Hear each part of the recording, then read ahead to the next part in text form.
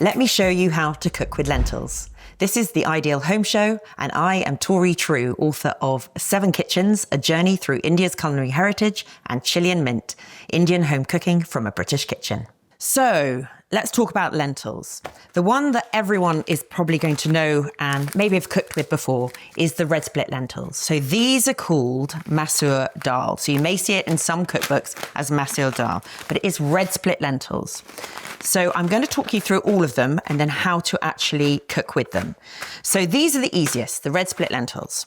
They don't require soaking and they take about 10 to 15 minutes to actually cook. So super quick and super easy.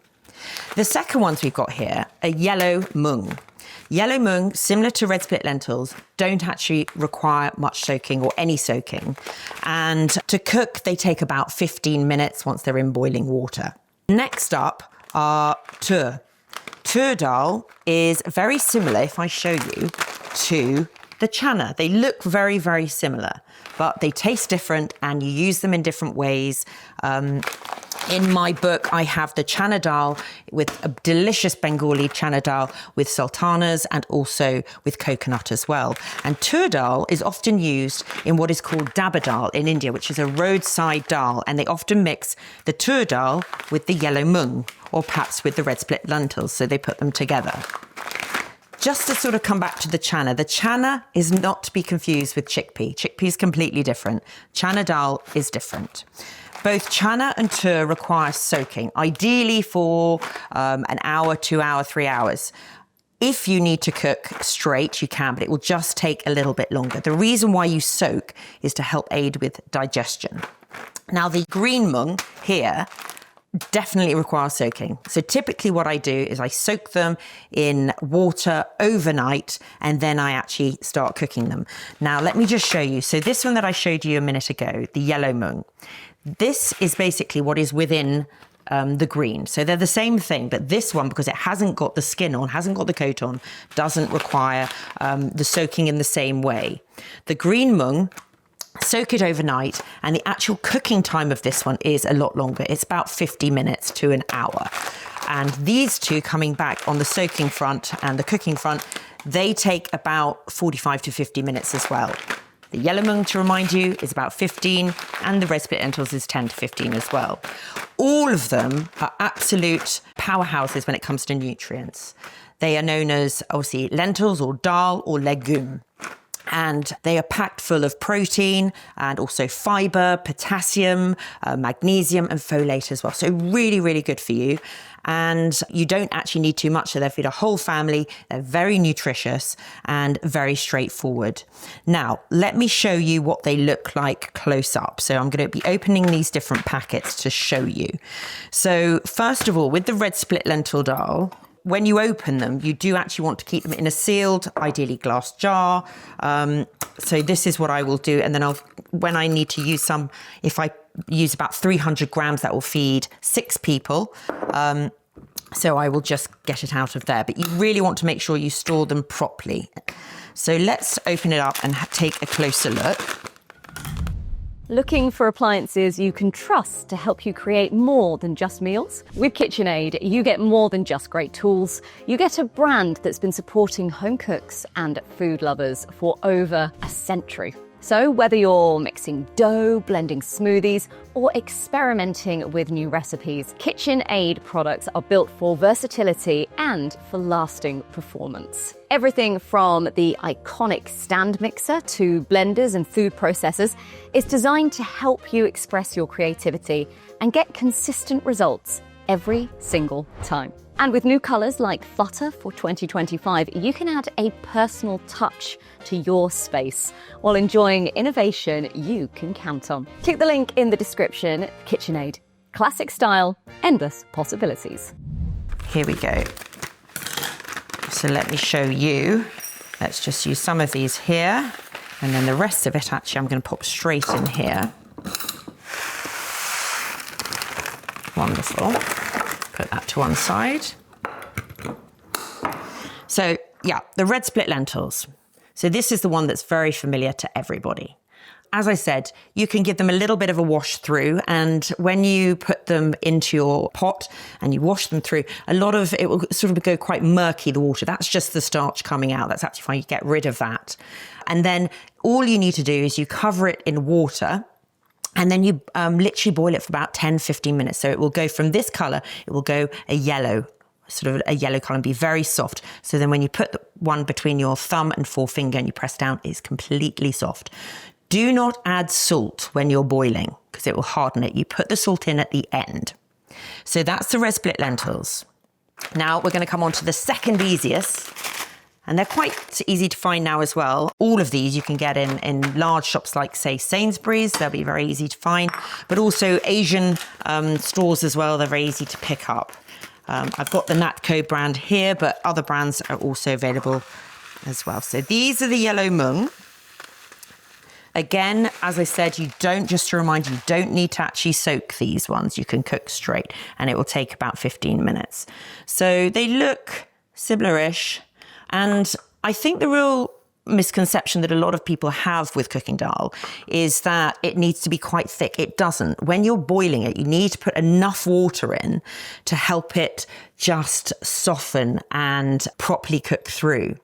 And so don't be shy. Certainly if you're using, let's say, 300 grams of lentils, you'll probably need about 900 millilitres of water, and you can keep topping up. So in India, if you go to a temple at the right time of day, you will actually be fed dal. Everyone gets fed some dal, a little bit of rice and a little bit of vegetables.